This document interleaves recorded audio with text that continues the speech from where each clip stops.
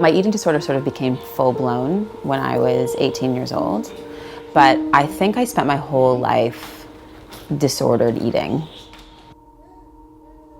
Exercise turned into over-exercise, turned into exercise rituals, turned into changes in my diet, turned into further restriction, and it just sort of snowballed from there.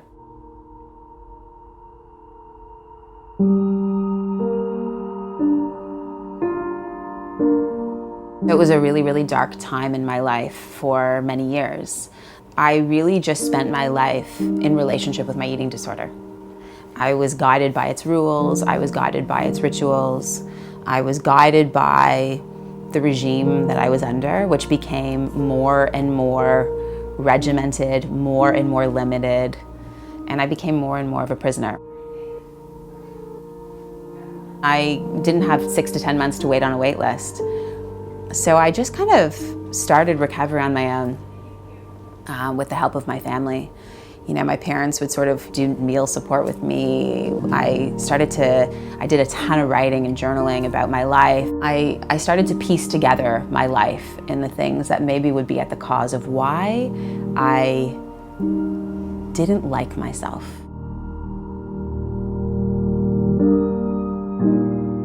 The lack of control that I felt in pregnancy was so reminiscent of struggling with anorexia. My body was just transforming into something that I didn't understand, into something that I was really afraid of.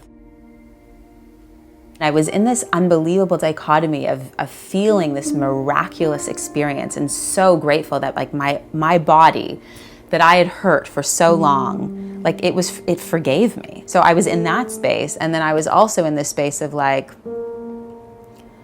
I hate what's happening to me.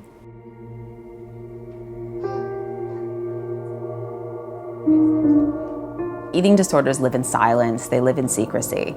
And when you're in recovery, your work is about getting honest. It was like kind of a no-brainer to go into my midwife and they ask you all these questions and to just immediately let her know that I have historically struggled with an eating disorder and that I didn't feel any urges to engage in eating disorder behavior, but that I had very strong feelings about like hating my body and feeling frightened and like feeling really out of control. So her and I had a dialogue from day one.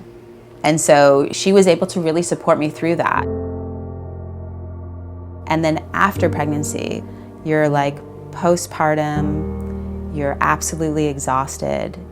You don't, I mean for me, at least for my first, like you don't have a clue about what you're doing. And then I was in this body. Post-pregnancy was very hard. Having girls is beautiful and scary for me because obviously I want them to be comfortable and safe with their bodies, but I want them to be comfortable and safe with themselves. In our family, we really try to be like emotionally open and expressive and really available.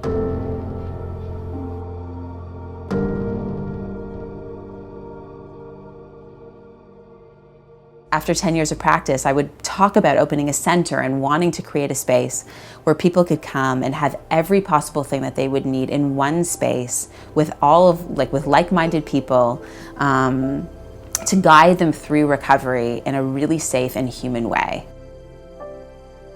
I think the weight gain in pregnancy triggers, you know, eating disorder behaviors during pregnancy or after you give birth because your body is not your body. And because it's growing and changing in ways that are so deeply out of your control. And that triggers a lot of people to feel like they need to get it back. And now. I just feel like when women can kind of come together more and say what's happening, because it's happening to most everybody, and we're not alone in our experience.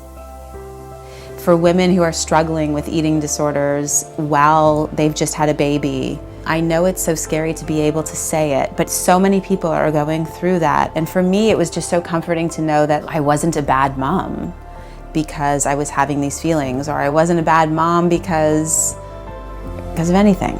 I was just a person.